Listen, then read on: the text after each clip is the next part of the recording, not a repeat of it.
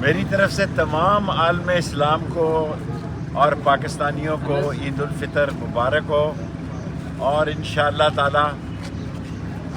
میرے مولا کو منظور ہوا تو اسرائیل کی کا گریٹر منصوبہ ناکام اور ناشاد، ذلت اور رسوائی اس کے نصیب میں ہوگی۔ پاکستان آگے بڑھے گا اور پاکستان کا بچہ بچہ اپنے وطن کے لیے، فلسطین کے لیے، کشمیریوں کے لیے وہ دعا گو ہے، اور پاکستان کا بچہ بچہ یہ خواہش رکھتا ہے کہ پاکستان ان مسائل سے باہر نکلے اور ایک آزاد فضا میں مہنگائی کے خلاف، بے روزگاری کے خلاف ایک مضبوط معیشت ہو، اقتصادی حالات بہتر ہو، سیاسی حالات بہتر ہو، تاکہ پاکستان